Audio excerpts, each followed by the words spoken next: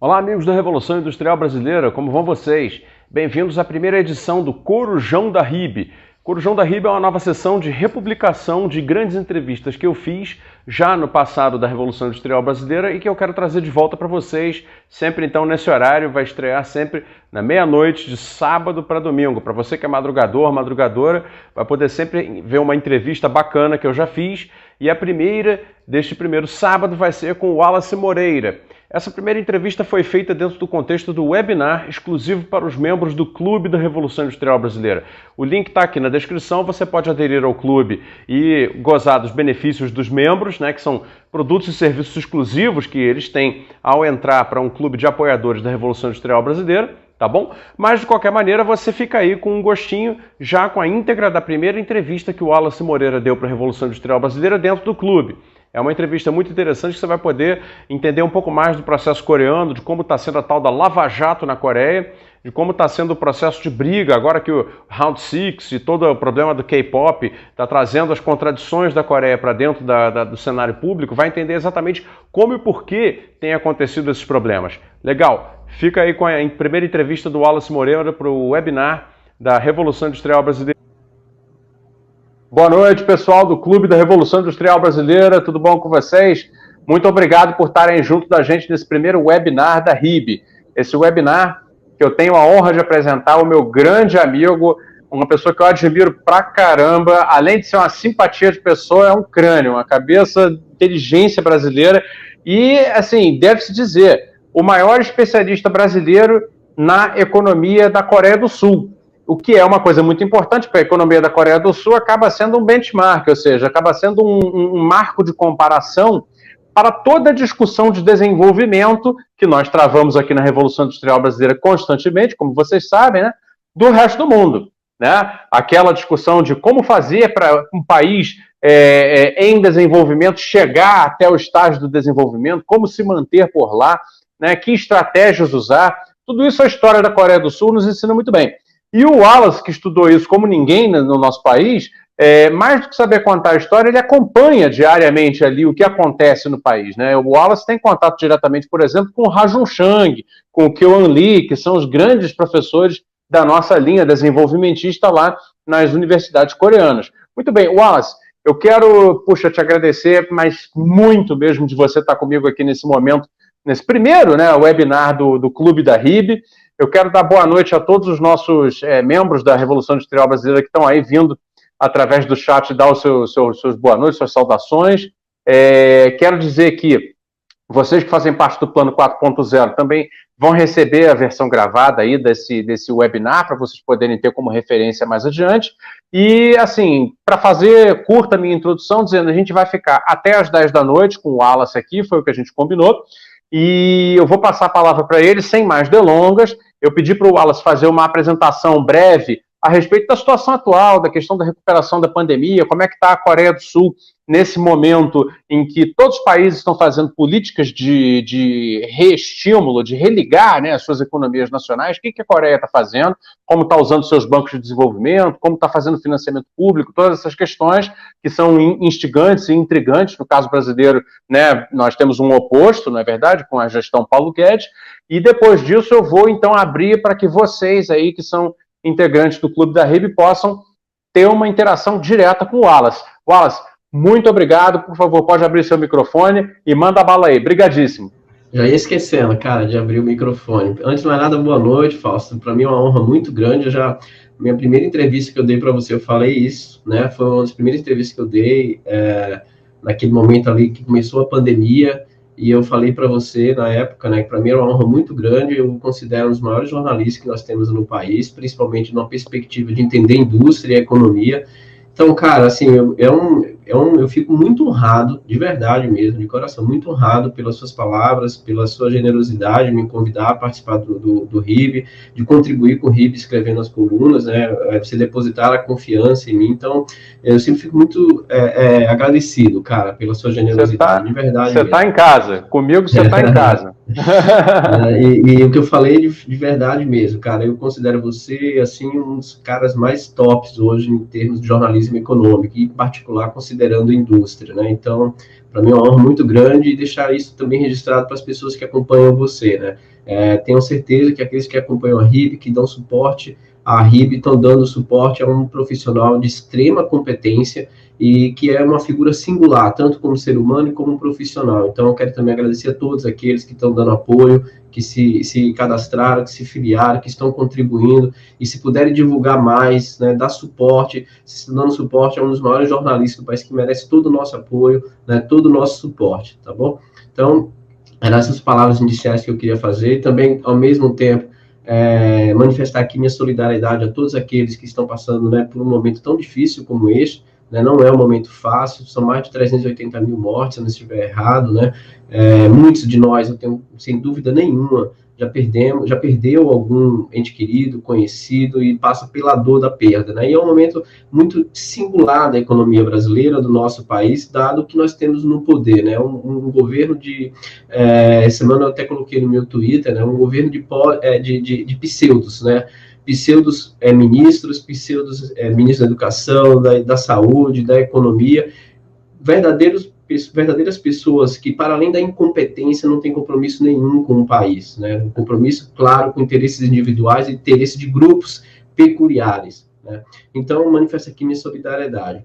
E falar da Coreia, cara, eu acho que, assim, tanto a Coreia como a Ásia, na verdade, em geral, eu acho que é um sopro de esperança, falta para todos aqueles que pensam em país, pensam no projeto de nação, aqueles que defendem um projeto de nação, aqueles que aspiram a um projeto de nação, tá? Então, é isso que me leva, recentemente eu e o Paulo Gala, né, a gente estava participando de uma live, lançando um curso sobre a Coreia, e aí alguém falou assim, vamos estudar, vamos falar do Brasil, ficou só falando da Ásia. Eu falei, olha, deixa eu explicar por que eu estudo a Ásia e por que particularmente a Coreia. É porque para eu entender que existem modelos alternativos, que não esses que estão sendo implementados aqui no Brasil. Né? O Wilson Cano dizia muito isso, que desde os anos, que a nossa crise, ela não é uma crise de 2015, que se iniciou em 2015, essa crise que nós estamos vivendo agora. Ela é uma crise que vem mais de 30 anos, desde os anos 80 nós estamos em crise. O último plano de desenvolvimento no Brasil foi o segundo PND, de 1973 a 79, só que ele foi rompido em 77, como diz o Carlos Lessa, né? Pós esse período, nós passamos os anos 80 com 5 planos de estabilidade, todos eles sem terem êxitos em controlar a inflação, né?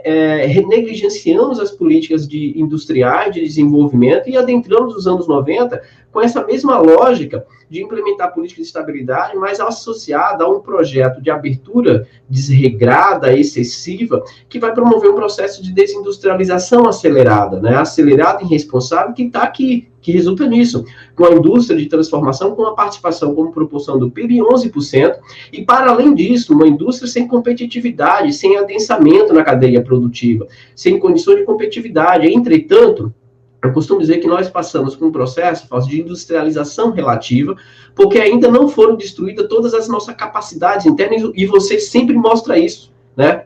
Por isso que eu acho importante, estou fazendo essa contextualização, porque você sempre mostra, olha, a WEG é um exemplo disso, né? Não só a WEG, a Embraer também é um outro exemplo disso. Nós temos empresas, por que eu estou citando isso? Porque nós passamos por uma desindustrialização relativa, ou seja, ainda há elementos, capacidades, que do ponto de vista de economia da inovação nós chamamos, capacidades internas construídas que nos permitem retomar o nosso processo de industrialização. O complexo industrial da saúde é um outro, e aí a Covid está mostrando a gente evoluindo no processo de construção de vacinas nacionais, e só não avançamos mais porque nós temos um governo que não tem como prioridade a inovação, né, que não tem como prioridade a economia, salvar vidas. Então, veja, estudar a Ásia, né, em particular a Coreia, me dar um sopro de esperança de entender as estratégias que foram implementadas nesses países e que nós podemos aprender. Nós podemos olhar, identificar e pensar, olha, é o que nós chamamos de desenvolvimento econômico comparado, né? O que nós podemos tirar como lição desses países? Hoje eu coloquei no meu Twitter, por exemplo, né, a tributação sobre herança e patrimônio. A Samsung vai pagar aí uma fortuna de mais de 10 bilhões, né, para o governo, como resultado da morte do dono da Samsung e os filhos. Veja, vai tributar tanto obras de artes, né, as ações, porque tem a participação, ultrapassa o limite de 30% estabelecido por lei, portanto, aumenta o percentual de contribuição das famílias para pagar imposto sobre herança e patrimônio, e ninguém está fugindo da Coreia, Fausto. Ninguém está fugindo da Coreia por causa disso, entendeu? A Samsung é a maior empresa em termos de participação de ativos, com 30% do PIB da Coreia. Imagina você ter uma empresa que tem 30% do PIB industrial, e fica um monte de economista de complexo de vira-lata falando mal de campeã nacional, sendo que o mundo todo tem suas campeãs nacionais. Né? E todo mundo elogia a Coreia, mas esquece que a Coreia é um país que teve como motor do desenvolvimento suas campeãs nacionais, que são os grandes chaebol, uma empresa que tem 30% como proporção dos ativos de uma economia.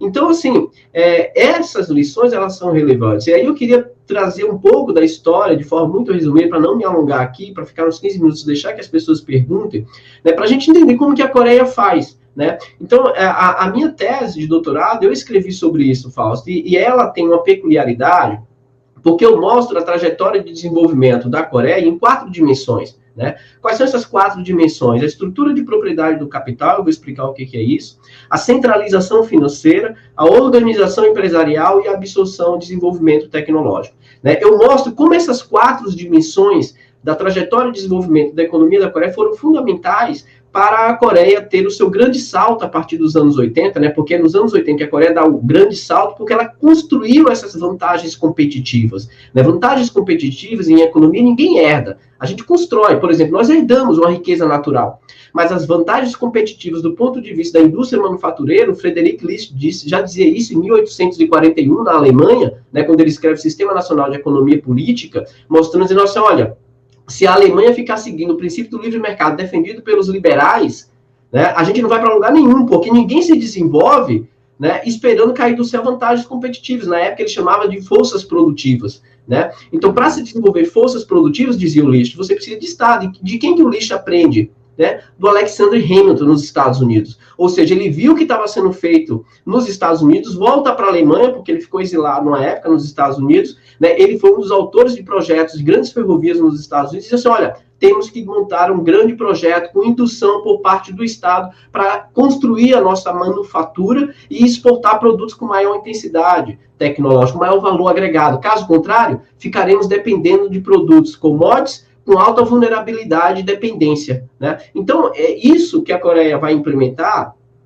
O presidente Park, cara, na biografia dele é extraordinário, que ele falava isso.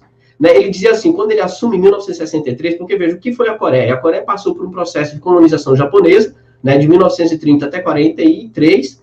Depois tem o final da Segunda Guerra, os Estados Unidos fazem uma intervenção na Coreia do Sul, e aí vai fazer 2 reformas importantes na Coreia. A reforma agrária e a reforma educacional. É importante lembrar que 92% da população sul-coreana era analfabeta em 1900, nos anos 40. A gente está falando de um período muito curto, é aqui perto. A gente não está falando do século XV, XVI, é dos anos século XX já. Né? E aí os Estados Unidos, quando fazem, só que os Estados Unidos vai fazer uma coisa, que é privatizar todo o sistema financeiro. E aí o presidente Park, que tinha servido ao exército, né, na Segunda Guerra Mundial, e lutado contra a invasão japonesa, né, ele vai implementar e vai participar de um golpe em 62, mas ele rompe com esse golpe, se candidata e ganha a eleição em 63. E quando ele ganha, ele faz um discurso da seguinte forma, o raciocínio dele, isso está na biografia dele, tá? Então eu falo porque eu li a biografia dele, ele fala assim, olha, eu olho para o Japão e tenho uma experiência. Qual é a experiência japonesa que ele identificou? São as Aibatsus, os Keiretsus, as grandes empresas japonesas. Ele falou, olha, eu preciso de empresas nacionais para desenvolver o país.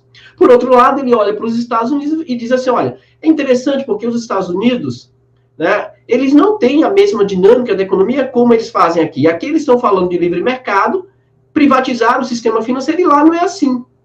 Ele dá o golpe em 63, assume o poder, a primeira coisa que ele faz é estatizar todo o sistema financeiro.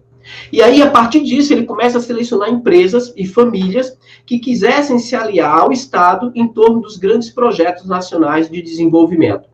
Né? Por exemplo, a Samsung, que é uma empresa de 1938, que atuava na pecuária, né? na parte de pecuária, e ele vai chamar e vai dizer, olha, eu tenho aqui um plano quinquenal que eu vou lançar. São quantos planos quinquenais? Para a gente ter clareza, são 5 planos quinquenais na Coreia.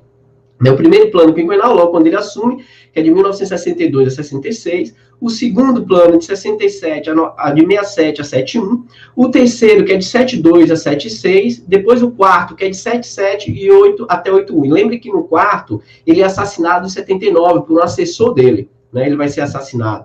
E aí depois a Coreia continua com os planos, que vai ao quinto plano, que é de 82 a 86. Então ele vai selecionar famílias, vai criar as grandes empresas sul-coreanas, vai fortalecer. Então, por exemplo, a Samsung existia, mas a Samsung, como eu falei, operava no setor da pecuária. Quem vai fazer a Samsung entrar no setor de eletrônico é o presidente Park, em 1963, que ela cria a Samsung Eletrônico. Quem vai criar é a Samsung, mais financiada pelo Estado, porque era e fazia parte do plano de desenvolvimento sul-coreano. E o que o presidente Park faz? Primeiro, a estrutura de propriedade de capital, que é a primeira dimensão que eu analiso. O que é estrutura de propriedade de capital? É o controle sobre o investimento estrangeiro direto. Eu acho isso muito importante, Fausto. Eu tive um debate recente com o professor Nelson Marconde, e a gente conversando, um elemento que ele levanta, ele falou, olha, Wallace, eu não acho que é possível a gente desenvolver a partir do desenvolvimento associado, dependente. A gente tem que romper com o desenvolvimento associado dependente. O que a Coreia faz com a estrutura de propriedade de capital é isso. Ela vai impor um controle sobre o investimento estrangeiro direto, mas você quer entrar? Quero. Mas tem controle, vocês têm que arremeter lucros em um percentual que não prejudique nossas contas externas, e uma outra parte, vocês têm que investir aqui, vocês têm que internalizar a tecnologia. Não quer, saia. Aí você diz assim, mas aceitaram? Isso aceitaram, porque o cenário geopolítico era favorável para isso. Ou seja, determinadas estratégias, elas podem ser implementadas, ainda mais em economias periféricas, como a nossa, de industrialização tardia, a partir de uma leitura de conjuntura política. Foi o que o Vargas fez. Entende? Então, assim, eu tenho uma crítica, por exemplo, aos governos do PT, porque eu acho, por exemplo, que os governos Lula, em particular, no segundo mandato, ele teve um cenário geopolítico para ter um projeto mais ousado, na minha perspectiva. Estou falando como professor, como pesquisador. Então, eu acho que tinha um momento ali para um aprofundamento maior de reformas estruturais, mas não foram feitas. Mas essa é a primeira, eu estou falando da Coreia, eu não vou entrar muito no Brasil. Mas a primeira coisa que o presidente Park faz é controlar o investimento estrangeiro direto. Segundo, ele vai centralizar o sistema financeiro, ou seja, ele vai estatizar todo o sistema financeiro e vai proibir empresas privadas, grandes chaibos, ter bancos. Ele olha para o Japão e diz assim, olha, lá os Keiretsu, os Abotsus têm bancos e eles podem romper com o Estado por causa da autonomia que eles conseguem. Aqui não. Aqui eu vou verticalizar o poder através de um centro que ele cria, o Centro de Planejamento Econômico, e aqui quem manda sou eu. A autonomia ninguém ganha, porque para desenvolver vai precisar do Estado. Então ele estatiza, Fausto. Vai ter o Banco Industrial, o Banco de Desenvolvimento Econômico, o Exim Bank, eu escrevi até uma coluna sobre isso para o RIB, mostrando os principais bancos estratégicos públicos na Coreia. São públicos, e até hoje são públicos. Não tem esse negócio de banco privado que financia setores estratégicos na Coreia, não, beleza? E aí vem para um terceiro ponto, Fausto, que é a organização empresarial. O presidente Park tinha clareza, e eu acho esse um ponto importante, para que todos aqueles que estejam assistindo, e quem vai assistir depois, tenham clareza. Não existe concorrência perfeita em lugar do mundo nenhum. E concorrência perfeita não leva a economia de escala e nem a economia de escopo. Nós estamos no capitalismo. Capitalismo, as economias, para terem maior poder de competitividade, têm que ter escala e escopo, o que significa concentração de mercado. O mundo é dominado pelos grandes oligopólios, pessoal. Não caiam nesse discurso. Não, vou dar um dado, só para vocês terem uma clareza. Aqui no Brasil, pegando dados do setor externo brasileiro, se vocês pegarem em termos de números, pode pegar os dados da CSEX, tá? Pode pegar os dados da CSEX. Você tem 75% de pequenas e médias empresas que exportam e 25% de grandes, em termos de números de empresas. Quando você pega em termos de valores, esses 75% das empresas só exportam 1% do valor total. Ou seja, os 98% são as grandes empresas. Para vocês terem uma ideia de que quem consegue se inserir no comércio internacional é quem tem escala, quem tem escopo, que são os grandes oligopólios. Então, por que eu estou citando isso? Porque o presidente Park ele vai dizer assim, olha, para o desenvolvimento, para ganhar escala, para ganhar escopo, para se inserir no comércio internacional, que é o nosso objetivo, eu preciso ter grandes empresas dominando o mercado. Ele vai centralizar a organização industrial em poucas empresas para não ter concorrência excessiva, quebrar a escala e escopo e ter concorrência excessiva, evitando, assim, maior poder de competitividade por parte das empresas. Isso é fato. né? E a quarta dimensão que eu analiso é a absorção e desenvolvimento tecnológico. O que foi feito na Coreia? Você partir para a inovação é um processo muito arriscado. Investir em inovação é algo muito arriscado e de longo prazo. Então, o que o presidente Park vai fazer no seu Sistema Nacional de Inovação? Primeiro, a gente vai imitar, através da engenharia reversa, né, ir para um processo de maturação para criar a curva de aprendizagem, absorver conhecimento, internalizar e partir para a inovação. Então, quando vai chegando nos anos 80, a Coreia começa a fortalecer mais ainda seu sistema educacional, seu Sistema Nacional de Inovação, zero analfabetismo, investe e fortalece. E outro ponto, eu vejo muita gente falando, a Coreia só investe na educação básica, a universidade nunca investiu. Mentira.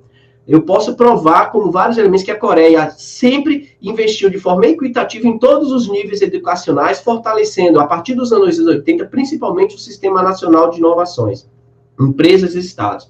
Então, quando a Coreia fortalece essas quatro dimensões que estão interrelacionadas, a partir dos anos 80, quando ela começa a promover um processo de abertura, ela diz assim, olha, já amadurecemos, temos estruturas produtivas para enfrentar e conseguir o choque externo, vamos para o mundo. E aí a Coreia começa a promover um processo de abertura gradual com empresas nacionais que tinham capacidades ali de se inserir no mundo e disseminar as marcas sul-coreanas. Para vocês terem ideia, só para finalizar minha fala, para abrir para a pergunta, né? E aí eu entro mais no período contemporâneo, porque eu acabei falando muito da história aqui, para as pessoas terem clareza como é que a Coreia chega aqui, né?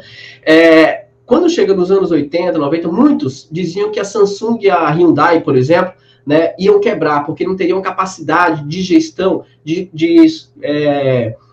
sobreviver à competitividade internacional. Hoje, a Hyundai é a terceira maior indústria automobilística do mundo, e a Samsung está entre as maiores do mundo, né? Poucas empresas têm o poder de competitividade que essas duas têm. Ainda nós temos aí a Skyhynix, a POSCO, né? Várias empresas, todas elas intensivas em tecnologia. Se vocês conhecerem o Parque de Ulsan, que é o maior parque industrial sul-coreano, é algo brutal, porque você tem, né, empresas que... Aí é outro ponto que eu acho importante, Fausto, só para finalizar essa parte, é que, veja, as chaeboas, que são as grandes empresas sul-coreanas, elas têm uma característica que elas operam.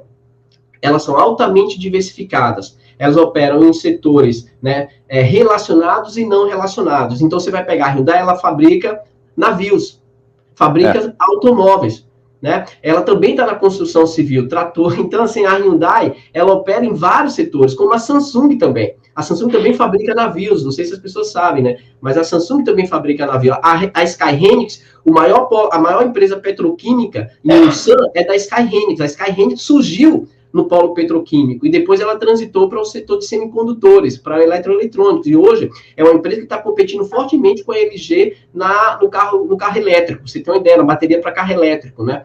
Então, essas empresas, elas têm uma característica de operar, né, de forma diversificada e com concentração de mercado e com poder de mercado, né? Pós anos 90, a Coreia passa por reformas liberais, e aí foi um grande erro de 1993 a 98.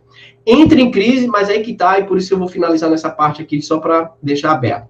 Qual é o aprendizado que eu acho que nós temos? A Coreia passou pela mesma experiência, Fausto, que nós passamos, de abertura de agenda neoliberal. Só que a Coreia entra em crise em 97. E nós vamos entrar em crise em 99. A mesma crise de ataque especulativo, porque abriu a conta de capital. A Coreia aprendeu. O que a Coreia fez? Vamos regular capital. Não dá para deixar a conta de capital aberta. E vamos fortalecer nosso sistema financeiro e voltar com a política de aliança entre Estado e setor privado para investir em inovação. Por quê? Porque a China está aí.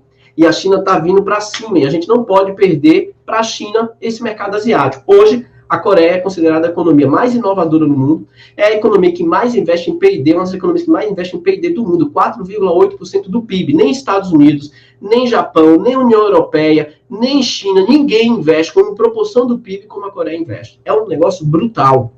Os caras têm um sistema nacional de inovação muito fundamentado, muito forte. E para finalizar, hoje o presidente Moon, que é o presidente atual, que termina o mandato no próximo ano nós teremos eleição na Coreia, né? Ele é do Partido Democrático, o partido mais progressista na Coreia. Ele tem o New Deal, que é um plano com 10% do PIB, mais de 170 bilhões de dólares, né? Para promover três elementos básicos: a inovação, a digitalização e o desenvolvimento sustentável com igualdade social. Né? É o mesmo, um pouco parecido, se vocês lerem o 14º Plano Quinquenal Chinês. São países asiáticos que têm planejamento, que têm projeto, que estão buscando ficar na fronteira tecnológica. Pergunto, para finalizar, qual é o projeto do Brasil? A gente vai saber se, né, vai ter um projeto a partir de 2023, porque por enquanto está sem. Por enquanto, não. Por enquanto, tem projetos de destruição, né? Um projeto negativo, é um projeto de se entregar, né, de se acabar. Ô, pessoal, então, vocês que estão aí assistindo agora, a partir desse momento está aberto para perguntas. Eu recomendaria a vocês a usarem a presença do Wallace o quanto vocês puderem para tirarem dúvidas e fazerem questionamentos. Nós estamos num grupo bem seleto aqui, essa é a ideia do webinar da RIB. Enquanto não aparecer aqui pergunta, eu vou inventar uma pergunta para manter o Wallace falando aqui com vocês. Assim, podem ficar à vontade, cara, qualquer pergunta, não tem problema nenhum, entendeu? Essa coisa assim, talvez tem gente que, quando eu dou aula, né, tem vergonha de fazer pergunta, pode ser uma pergunta, não existe pergunta boba, toda pergunta é relevante, entendeu? É isso aí, não, isso é importante falar mesmo. Não existe pergunta vazia, toda pergunta tem, né, carrega dentro dela um conhecimento que vai chegar. Eu queria então pegar, que você trouxe muito da questão histórica da Coreia. E essa questão histórica, ela entra numa controvérsia muito grande aqui no Brasil, né? Talvez pela distância cultural e a distância geográfica, é muito fácil para as pessoas que têm interesse em manipular a história, que traz modelos possíveis para o Brasil, e enganar a população. E quando as pessoas têm acesso ao mega alto-falante da mídia, fica ainda pior, né? Especificamente gente como Ricardo Amorim, por exemplo, que é um camarada que vira e mexe, diz que o milagre coreano é educação, educação, educação.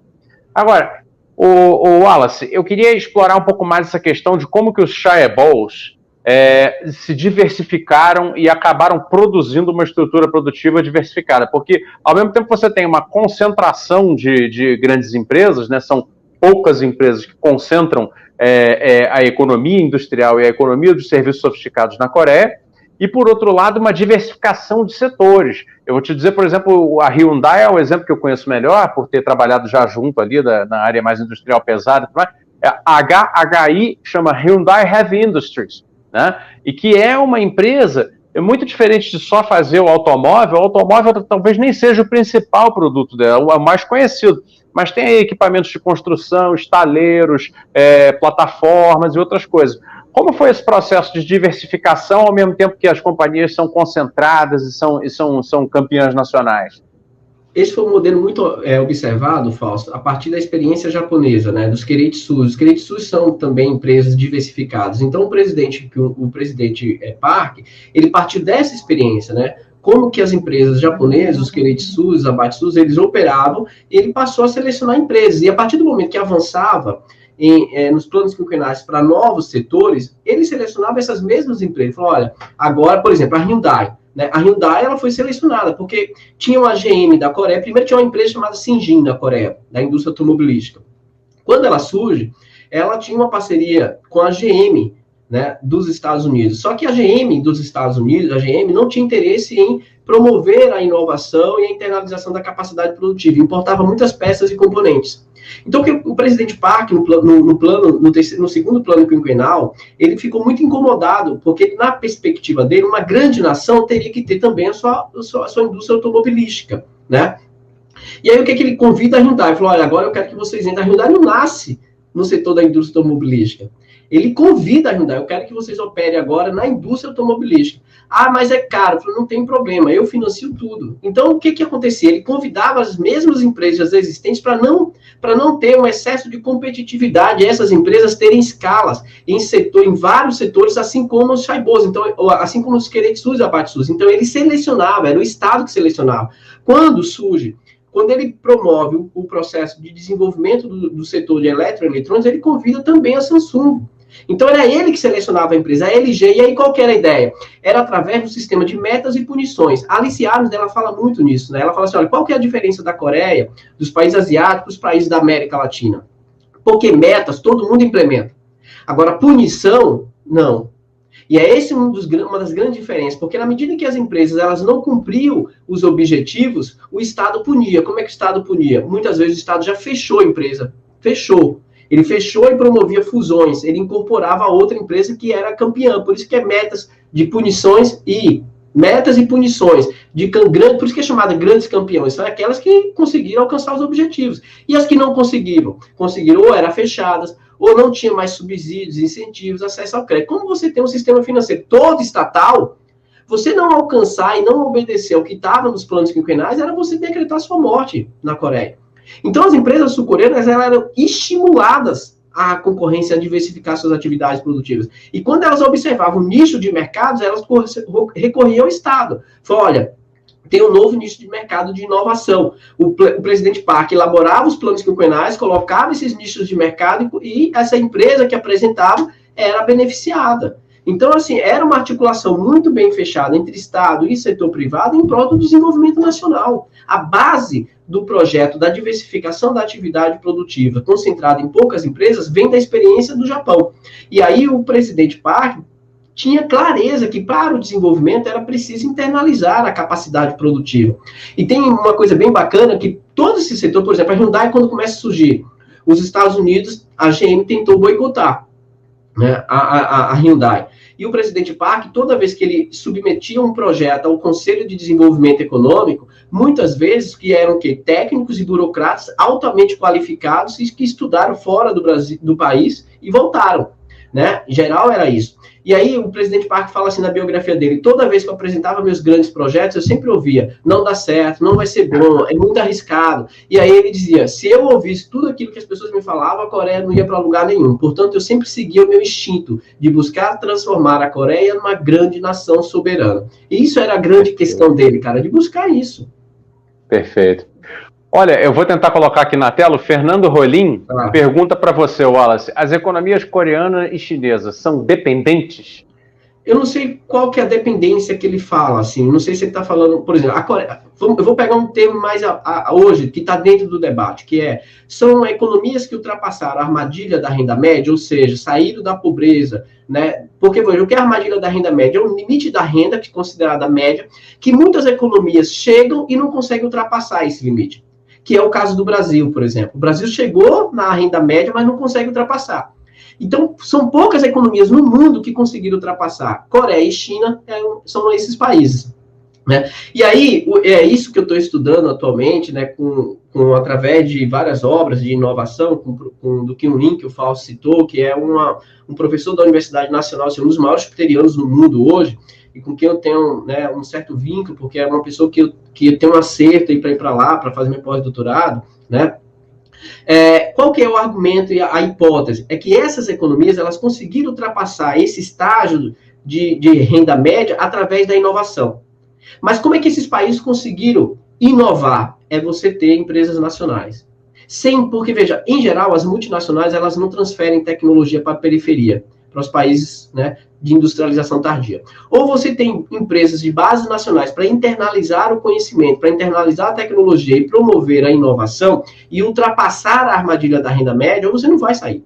Então, a experiência mostra que Taiwan, os países que ultrapassaram a armadilha da renda média, que saíram dessa condição, como Coreia, Taiwan, China, Malásia, esses países, eles tiveram como base de sustentação do seu desenvolvimento a inovação, a tecnologia. Sem isso, você não ultrapassa a armadilha da renda média, sem isso, você não consegue ultrapassar esse limite do desenvolvimento. Agora, quando você fala em independência, hoje a Coreia é uma economia que 25% das exportações dependem da China, né? Antigamente era Japão e Estados Unidos. E hoje o Japão só tem 5% como participação de destino das exportações da Coreia. Só que tem um problema, né? O Japão exporta 5% para a Coreia, mas são itens que nós chamamos críticos. Se eles deixarem de exportar, a Coreia tem problema na sua cadeia produtiva de eletroeletrônicos. Isso é um problema. Que itens? Você saberia exemplificar quais itens?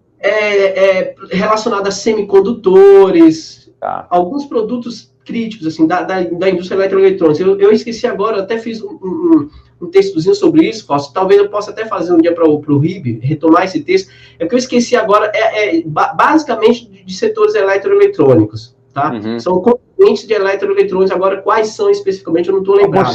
Provavelmente circuitos, né? Circuitos, isso. Então, veja, por que eu estou citando isso? Porque, recentemente, o que aconteceu?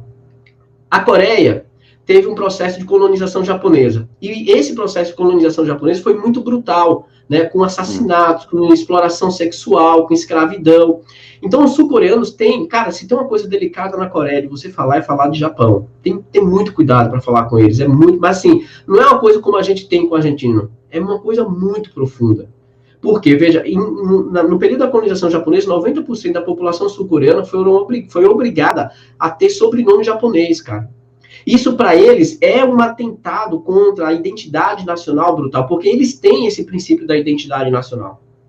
Um dos sentimentos muito desenvolvido pelo sul-coreano é da superação. Né? Ele sempre fala assim, olha, tudo que a gente sofreu através da Guerra da Coreia, através da colonização japonesa, é que nós podemos vencer, superar. É por isso que a questão da disciplina com a cultura confuciana é muito forte na Coreia. Então, por que eu estou citando isso? Porque essas mágoas, elas reacenderam recentemente, porque as cortes sul-coreanas começaram a punir as empresas japonesas, como a Mitsubishi, que são instaladas lá para pagar, né, pelo sofrimento do período da colonização. E essas empresas japonesas se negaram a pagar. O que foi que aconteceu? Bloqueio de contas, apreensão de bens, apreensão de contas, tudo isso. E aí o Japão, para se contrapor a essa política de punição que eles estavam sofrendo agora, começou a proibir a exportação de produtos para a Coreia. Ou seja, começou a afetar a Samsung, a LG, a Hyundai. Aí o que o presidente Moon fez? Ele teve que intervir para ir para uma relação diplomática. Ele entende perfeitamente as dores, tanto é que se você visitar o Museu da Guerra da Coreia, cara, é o museu mais lindo que eu já visitei na minha vida. Eu já fui a alguns museus na Europa. Os museus que eu tinha mais me impressionado foi na Alemanha, o Parque dos Museus, né? Eu tinha me impressionado muito com aquilo ali. Mas depois que eu fui para a Coreia, cara, e visitei os museus da Coreia, cara, o Museu da Guerra da Coreia eu nunca vi nada parecido igual aquilo ali. Né? Muito, muito lindo. E assim, a história deles, você anda no museu a todo instante é mostrando o sofrimento que imposto pelos japoneses. Para além da Guerra da Coreia, muita coisa, né? Mas veja, por que eu estou citando isso? Porque, por exemplo, a Coreia é um país altamente, um país que mais inova no mundo, mas tem alguns produtos que têm essa dependência. Como também depende, por exemplo, hoje da China, né? Que é o principal mercado de exportação dos produtos coreanos. Então, quando a gente fala da dependência, né? Eu entendi que não é essa dependência estrita, como eu estou citando aqui, a dependência em termos de país, se ele é periférico, se ele é de industrialização tardia, ou não. Hoje, o termo mais moderno do debate, né, dependência, tem muita gente que não gosta, tá? Do conceito de armadilha da renda média. Desculpa, eu tenho um professor aqui amigo que odeia esse termo, que ele fala que é um termo dos neoliberais. Né? Mas é um termo que se está no debate, o Middle Income Trap, né? A armadilha da renda média. E a Coreia e a China portanto, são exemplos de países que ultrapassaram essa armadilha da renda média. Tá? E a China, por exemplo, tem um gargalo, que é o setor de semicondutores, que é o que eu estou escrevendo agora, estou estudando sobre isso. Você vê que todo país tem seu gargalo, né? Todo país tem seu problema, entendeu? Então, ninguém é 100% independente, né? Sempre tem uma relação no mundo, ainda mais com a fragmentação das cadeias produtivas que ocorreram, né, a partir dos anos 90, você tem esse processo. Mas são países, grandes nações que já são ricas, né? Wallace, vamos passar para a próxima aqui. O Leandro Ferrari, eu vou colocar na tela, pede para você comentar um pouco a questão do atual escândalo de corrupção na Coreia, do ponto de vista dos coreanos. Tá. Se você puder fazer um plano a respeito disso. Porque eu falo sempre com o pessoal de lá, e eles concordam, assim, né, que existe um sistema de corrupção como existe em qualquer parte do mundo. Né? Corrupção, cara, assim, o que eu costumo falar, Leandro, corrupção tá na essência do capitalismo. O que aconteceu nos últimos anos é um discurso muito moralista contra a corrupção. Pega os Estados Unidos, você vai ver a corrupção na veia, cara. É só pegar a crise de 2008, você vai ver os bancos, o sistema financeiro, entendeu? O complexo industrial militar, a relação de lobista ali com o governo é pesado, é forte. Na Europa também. Né? A questão inclusive via Congresso, né, Wallace? Via Congresso. Inclusive pelo Congresso. É legitimado, Fausto, é legalizado, o lobby é legal nos Estados Unidos. É porque aqui no Brasil é crime, e aí a coisa toma outra proporção, mas nos Estados Unidos não é crime o lobby, aqui é crime, né? Então, assim, o mundo tem corrupção, o capitalismo tem corrupção, a diferença é como a gente enfrenta. O atual escândalo de corrupção envolvendo a Samsung não passa, cara, sempre existiu, cara. Se a Coreia fosse punir todas as grandes chaibos por causa de corrupção, elas não estariam vivas, nenhuma delas. Né? Elas são, essa relação entre Estado e setor privado, ela existe historicamente. O que aconteceu foi que tem um procurador chamado Procurador Yun, né, que ele é muito ligado a interesses estrangeiros e a partidos da direita, como o Moro aqui no Brasil, que atuou para quebrar cadeias produtivas e tomar o poder. Isso é fato, eu tô falando de fato que eu tenho analisado, cara. Tanto é, vou citar um exemplo, o pessoal do sindicato sul-coreano mandou há uns meses atrás, tanto é que escreveu uma coluna, deu uma entrevista lá para o Nassif, no Brasil 247, sobre isso, né? Como que a Coreia estava usando os documentários aqui, Democracia em Vertigem, para mostrar, dizer assim, olha, vocês querem que aconteça o que aconteceu no Brasil aqui? Porque se a gente seguir esse procurador que quer quebrar as empresas nacionais, a gente vai quebrar igual o Brasil. Estou falando, cara, o pessoal do sindicato me mostrou o vídeo, me mandou as reportagens. Porque eu conheço muita gente do sindicato na Coreia, né? E sempre quando eu escrevo, sempre que eu estou ouvindo alguma coisa, eu pergunto para eles, viu, como é que vocês estão vendo isso? Porque, por mais que eu estude, eu não sou nativo, né? Então, a gente sempre conversa com os nativos para ter uma visão deles. E ainda mais porque, veja, a grande imprensa sul-coreana é muito parecida com a grande imprensa aqui. É uma grande imprensa pró-agenda de mercado, que critica, por exemplo, o New Deal, que critica a tributação sobre herança e patrimônio. Entendeu, Fausto? É muito parecido, cara. Então, quando você lê a imprensa sul-coreana, tem que tomar muito cuidado, cara, com o que eles falam. Né? Muito, mas muito cuidado mesmo. Então, veja, o procurador Yun começou a perseguir, então ele foi na alma, cara, ele foi pegar a Samsung, Fausto. Por quê? Porque aqui tem 30% do PIB, meu velho. Então ele foi logo na empresa mais forte, falou assim, pego esse, prendo, vou pressionar e vamos derrubar o presidente e se candidatar. O que foi que aconteceu? Eles não esperavam que o presidente Moon fosse candidato em 2017 e ganhasse a eleição. Né? E aí o presidente Moon ganhou a eleição com 2 plataformas eleitorais, retornar ao direito trabalhista e fortalecer as relações com a Coreia do Norte. Começou a fazer isso a imprensa sul-coreana e o grande capital batendo, porque a Coreia ia quebrar, porque estava aumentando o direito trabalhista. E aí, meu caro, vem a crise da Covid. E aí vem o estalo, o New Deal. Isso arrebentou com a direita, arrebentou com o procurador de um e outra. O presidente Park, ele não ficou passivo e nem deu tapete para o procurador de um entrar. Ele foi lá e puniu o cara, porque o procurador Yun, ele estava pressionando juízes para apoiá-lo e perseguir políticos sul-coreanos aliados ao presidente Moon através de escutas telefônicas, cara. Cara, é muito parecido com a Lava Jato. É a Lava Jato da Coreia. Só que lá não prospera, porque, primeiro, você não tem um apoio massivo do grande capital. A LG, a Skyhands, elas ficaram do lado do presidente. A Samsung, por causa da pressão, ficou oposta ao presidente, né? Ficou do lado do procurador. Só que o procurador, tá o nome dele como candidato a presidente agora, né? Mas nas pesquisas, o candidato do Partido Democrático, que é o partido do presidente Moon, tá à frente da eleição. Embora o Partido Democrático tenha perdido a eleição para a capital do país, para Seul, né? Isso foi muito ruim para eles, porque é um indicativo do que pode acontecer na eleição no próximo ano. E veja outra coisa interessante, quem foi muito utilizado para enfraquecer o presidente Moon e apoiar o procurador Moon em cima desse discurso contra a corrupção foram os evangélicos. 30% da população sul-coreana é evangélica, cara. Conservador, extremamente conservador. Né? Foi às ruas contra o isolamento social, dizer que o vírus era chinês. Cara, muito parecido com o que a gente vive aqui. É impressionante.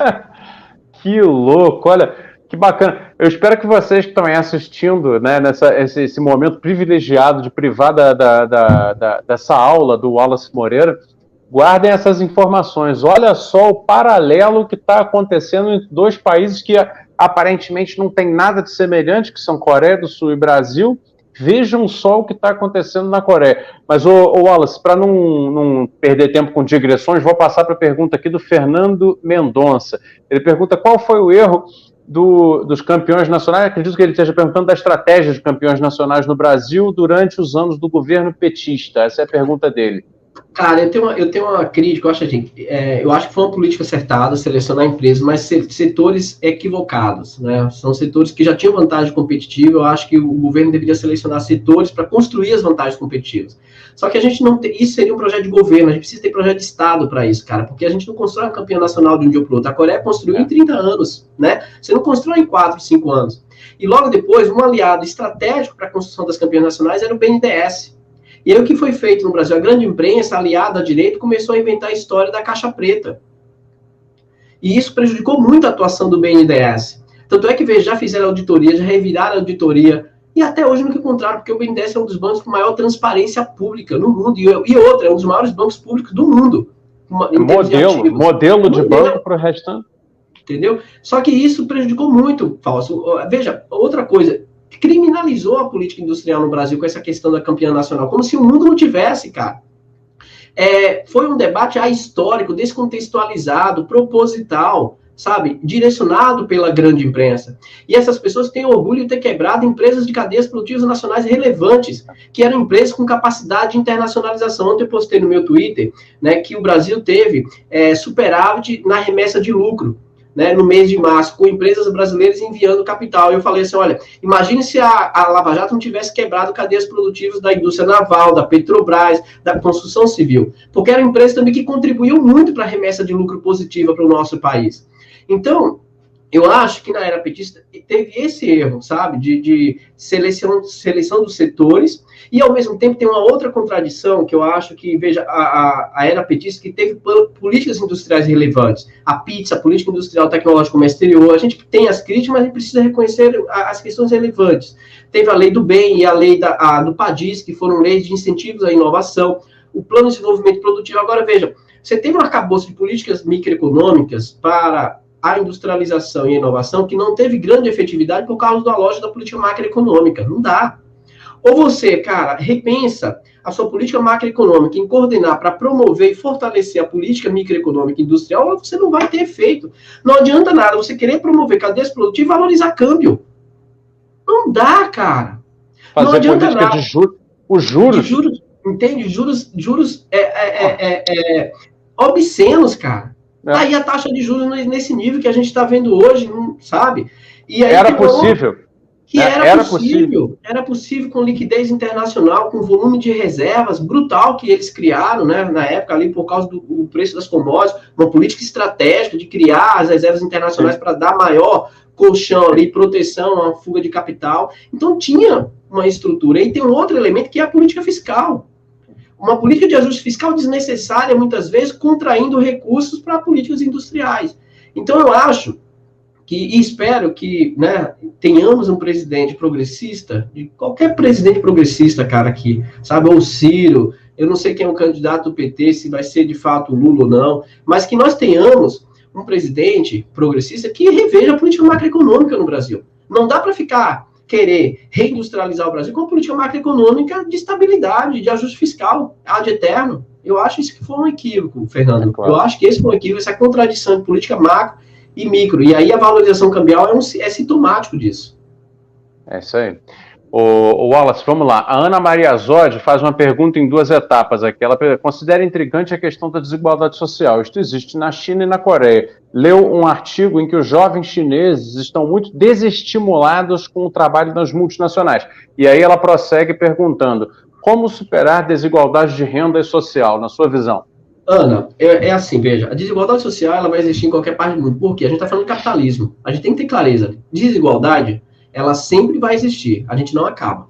Enquanto houver capitalismo, porque, veja, o Marx mostrava isso, né? Um dos elementos, existem características intrínsecas ao modo de produção capitalista. E quais são essas características intrínsecas ao modo de produção capitalista, dizia o Marx?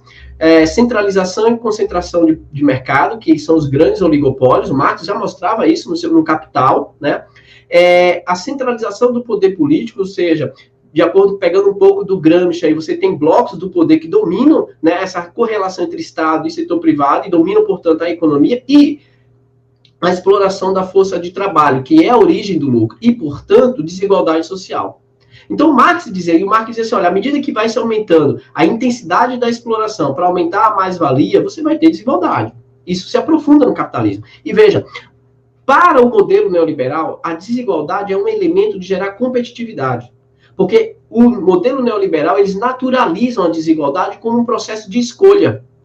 Por isso que esse discurso da meritocracia é escroto, desculpa a palavra escroto.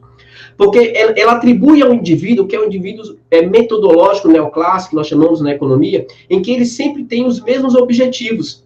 O que é o individualismo metodológico neoclássico que surge no século XIX, substituindo o conceito de classe? É aquele que busca maximizar a utilidade. Todo mundo busca isso, ou seja, nossos interesses são os mesmos, e não são, porque nós participamos de classes diferentes. Mas substitui, então você suprime o conflito de classe nesse discurso. E, portanto, como nós, de acordo com o princípio neoclássico neoliberal, vivemos uma concorrência perfeita, uma sociedade que tende ao equilíbrio, o que você é resultado das suas escolhas. As pessoas muitas vezes não param para fazer essa discussão sociológica, cara, da teoria neoclássica. E eu faço questão de fazer isso, porque para entender que no capitalismo sempre vai existir. Agora, o que nós podemos fazer através do Estado? É reduzir o nível de desigualdade. Então, veja, a desigualdade existe na Coreia, na China, na Ásia. Mas quando se compara com a América Latina, a diferença é brutal. O problema é, para eles, por exemplo, pegar o caso da Coreia, 4,1% de desemprego para eles é crise. A gente está falando de pleno emprego, eles estão com 4,1% de desemprego, Fausto, agora, na crise. Em plena crise, no ápice da crise, em setembro do ano passado, a taxa de desemprego caiu para 3,1%, Fausto. E a imprensa criticando o governo. A grande imprensa por causa da agenda de... Porque, veja, o New Deal tem como propósito criar 1.900.000 de empregos. Sabe onde é que vai ser criado esse emprego? No Estado, na administração pública. O Estado vai abrir concurso, está abrindo concurso e gerando emprego. E principalmente, Ana, para os jovens, porque é um problema delicado. A taxa de desemprego entre os jovens é de 11% na Coreia. Aqui no Brasil é de 29%. De 29%. Então, assim, é um problema mundial. Agora, em alguns países são menos, é menor a problemática e outros é maior. A Coreia, ela teve um agravamento do desemprego nos anos 90 por causa da agenda neoliberal. Isso é fato. Isso é fato. Você retirou direitos sociais, direitos trabalhistas, e gerou 40% dos trabalhadores sem proteção social como autônomo. O que acontece numa crise em trabalhadores sem direitos? Fome e miséria. Fome e miséria. Por isso que o presidente Moon ganhou a eleição com base nessa agenda, prometendo retomar direitos trabalhistas. Então, ele está reduzindo a jornada de trabalho, gerando emprego no setor público. E, veja, a inflação na Coreia é de 0,5%. Sabe qual foi o reajuste do salário em plena crise? 4,5%. Então, é sempre um reajuste do salário 3%, 4% acima do nível da inflação na Coreia, para aumentar o poder de compra da classe trabalhadora. A Coreia é um dos países com o maior salário hora no mundo, ali na Ásia. É muito caro o trabalho na Ásia, porque também o custo de vida é caro em Seul e na Coreia. Tá? Mas veja, a pobreza, ela se acentua na Coreia, né, por causa da agenda neoliberal. Isso é fato. A gente pode discutir aqui vários indicadores com vocês sobre isso. E o presidente Moon está resgatando o direito trabalhista para tentar dar maior proteção social aos trabalhadores dada essa crise. Pois é, você sabe que eu estava numa discussão com um grupo de empresários do qual eu participo semanalmente, né? São industriais dissidentes, sabe? É um grupo de ex-empresários e ainda empresários industriais que têm uma visão contrária ao consenso neoliberal que viceja aí nas entidades empresariais e tal. E eles estavam anotando justo isso, como dentro da realidade brasileira, nós nunca tivemos um percentual de salário sobre o PIB tão pequeno, o que mostra como o poder de compra das classes trabalhadoras, de quem, no fundo, né, vende forças de trabalho, que é a imensa maioria da sociedade, seja se for trabalhador braçal, trabalhador urbano, ou trabalhador público ou privado, não importa, ou de escritório, trabalhador intelectual ou não, toda essa gente perdeu poder de compra nos últimos anos no Brasil, assim, porque você pegar o agregado de quanto a massa salarial vale em função do PIB, vem caindo, parece que nunca teve tão baixo, está em torno de 40%. 40%. Eu vou dizer uma coisa para você, se me permite. A pobreza no Brasil, ela foi construída historicamente. Veja só, nós tivemos as taxas de crescimento maiores do mundo, nós éramos a China durante a ditadura militar. E aí eu vou citar a primeira política que foi implementada no governo do Castelo Branco, é a chamada Política Salarial Circular número 10. O que era essa política salarial circular número 10? Era que o reajuste, veja, quem vai defender isso são os liberais da época. Mário Henrique, o Roberto Campos, Otávio Bulhões, né? Otávio Bulhões, exatamente, Fausto. Qual que era a base dessa política? O que eles diziam? Olha o argumento. Eu estou falando isso porque eu tenho aula de economia brasileira, então eu falo sempre isso para os meus alunos terem clareza de como que nós fizemos isso propositalmente. Eles diziam, olha, um país pobre como o nosso, nós não podemos distribuir renda, porque você vai estimular, porque tem muito pobre tem uma propensão marginal a consumir, ele não vai poupar. É aquele princípio neoclássico de que poupança determina investimento. E eles dizem, nós temos que poupar. Então, a gente tem que concentrar renda na mão dos ricos, para que eles possam poupar e gerar investimento. Então, o que a política salarial tem que fazer? Seguir 3 elementos. Pegar a média dos últimos 24 meses, pegando o salário pela média, para dar o reajuste no ano posterior. Pegar a metade da inflação prevista e incorporar o salário. Veja, metade da inflação. E a produtividade. Então, vou pegar o primeiro ano do PAEG, do Plano de Ação Econômica do Governo, lá do governo Castelo Branco, a inflação prevista de 25%. Ou seja, eu ia incorporar ali, primeiro, a média. Quando eu pego o salário pela média e não pelo pico, eu estou dividindo o custo da inflação entre empregado e patrão. Né? Segundo ponto, quando eu pego a média da inflação, eu já estou pegando média da inflação e derrubando metade do poder de compra do trabalhador, porque eu vou dividir. E a produtividade. Isso da inflação esperada, né? Quer dizer, ainda podendo ser menos do que a metade ainda. O que foi que aconteceu? A inflação esperada era de 25%. Isso eu estou falando de estudos, viu? É documento, é histórico isso. 25% era a inflação esperada. A inflação foi de 38%, falsa. Ou seja, só incorporou 12,5% para uma inflação de 38%. A produtividade, ela não chegou nem a ser a 30% incorporada ao salário dos trabalhadores. Então, quando as pessoas falam assim, na ditadura militar tinha emprego, mas tinha pobreza, meu caro. A gente vai chegar em 88 com 75%, 77% da população entre pobres e miseráveis, com o discurso de que era necessário concentrar riqueza no Brasil, para gerar o desenvolvimento.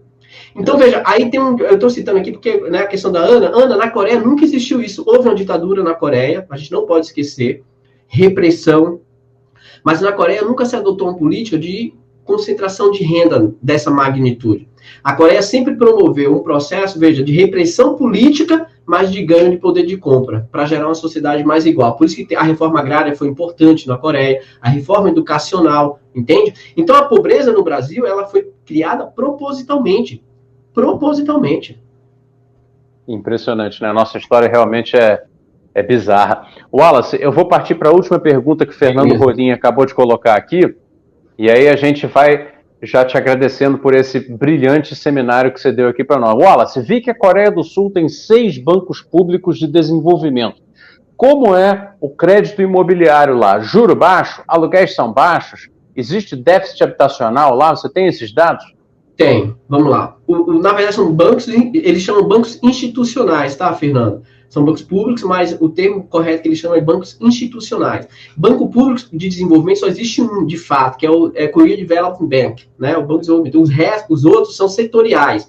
Então, você vai ter o Caixin, que é o banco de financiamento de exportação e importação. Você tem o Banco Industrial, você tem o KDB, e você tem mais 3, que é para financiar a pecuária, a pesca e a habitação. Então, você tem 6 bancos estratégicos que são bancos setoriais. A China faz a mesma coisa hoje, né? Eu falo para eles que é imitando a Coreia. A Coreia eles chamam de bancos institucionais. O crédito imobiliário é de juro baixo. O problema é que o setor imobiliário na Coreia até recentemente estava entre os 5 países mais caros do mundo, principalmente em Seul. É muito caro. É muito caro. Aluguel, por exemplo, vamos lá. Eu entrei em contato recentemente, porque tem a ideia de eu ir para a Coreia este ano, era para eu ir o ano passado, eu não fui, né, por causa da pandemia, mas eu estou acordado, já estou com uma carta de aceite e tudo, né, para ir esse ano. E aí eu liguei para um amigo meu e falei, viu, você consegue me mostrar a questão do aluguel? Ele falou, cara, eu vou ver se consigo alguma coisa para você não pagar aluguel. Aqui aluguel é impossível você pagar.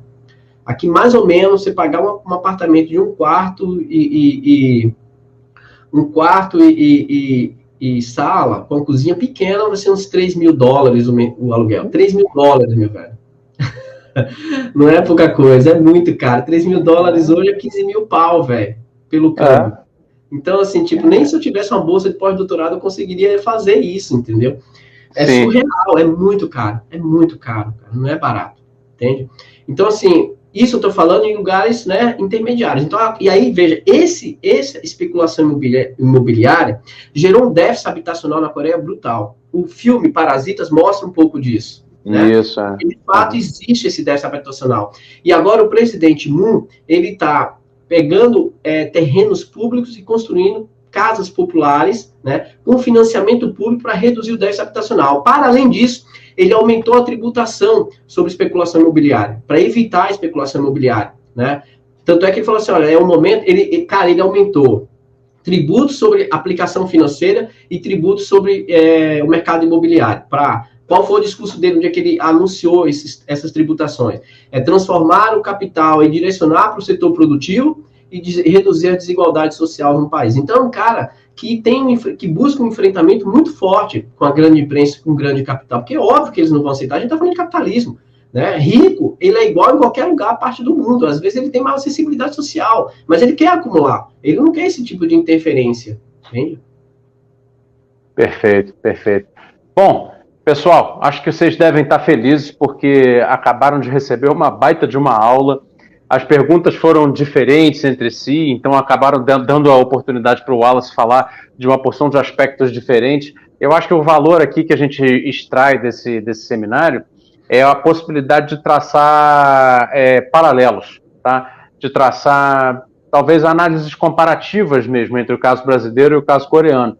Na perspectiva, como eu disse na abertura, de tentar, nessas comparações, capturar ideias e movimentar um pouco a nossa cabeça para tirar esse marasmo, né, do debate do Brasil e tentar oxigenar um pouco a nossa visão, porque sem visão a gente nunca vai conseguir sair, né, dessa condição infeliz em que a gente se encontra do Brasil preso a essa recessão permanente, de uma política fantasiosa de que nós precisamos estar sempre ajustando, né? Eu vou até contar uma anedota. Faz uns 2 anos eu estava numa conferência numa entidade industrial, estava lá, aqui eu vou falar sem problema, o Carlos da Costa, que é até hoje secretário lá do Paulo Guedes.